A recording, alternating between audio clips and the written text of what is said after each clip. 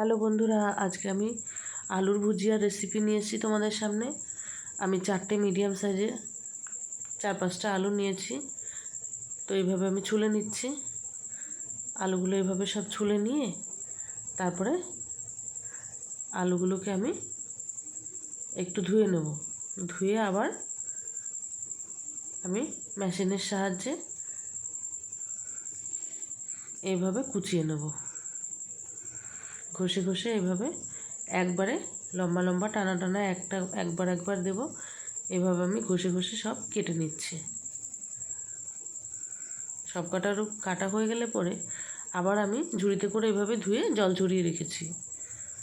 এখন তেল গরম হচ্ছে। আমি প্রথমে কিছু চীনাবাদাম ভেজে নেব। মিডিয়াম আঁচেই ভাজবো, বেশি দিলে পুড়ে যাবে। এভাবে আস্তে আস্তে নাড়িয়ে বাদামটা আমি ভেজে নিচ্ছি।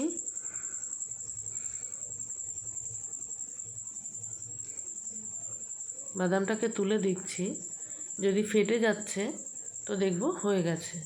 তো বাদামগুলো ফেটে ফেটে পুরো ভালো ভাজা হয়ে গেছে। এবার আমি তুলে নিচ্ছি। সব বাদামগুলোকে আমি তেল ছেঁকে তুলে নিচ্ছি।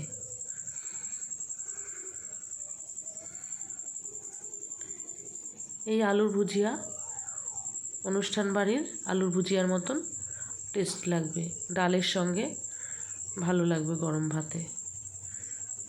এবার আমি বাদাম ভাজার পরে কিছু কারি পাতা আমি ধুয়ে জল ঝরিয়ে রেখেছি। এবার আমি কিছুটা কারি পাতা আমি নিয়ে নিচ্ছি। এভাবে ধরে টেনে টেনে ছিঁড়ে নিচ্ছি। তো এইভাবে কিছু কারি পাতাগুলোকে আমি তুলে নিচ্ছি। এই কারি পাতাটা খুব সুন্দর একটা গন্ধও আসে, আবার খেতেও ভালো লাগে। একবার আমি তেলের মধ্যে দিয়ে ভেজে নেব।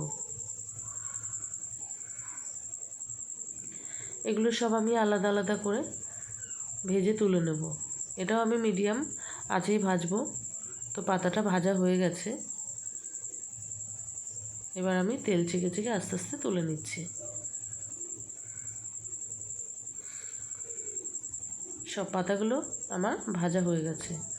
এবার আমি আলুগুলোকে দিয়ে দিচ্ছি। আলু এইভাবে আমি তেলের মধ্যে হালকা হালকা নাড়িয়ে দেব, যাতে দলাটা না হয়।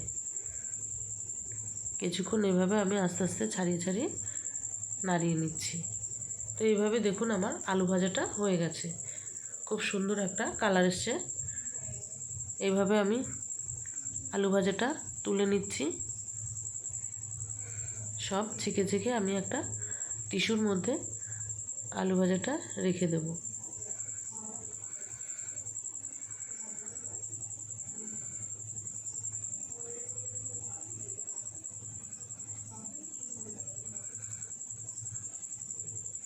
তো সব এভাবে ভেজে একসঙ্গে আমি প্লেটের মধ্যে দেখুন সব সাজিয়ে নিয়েছি।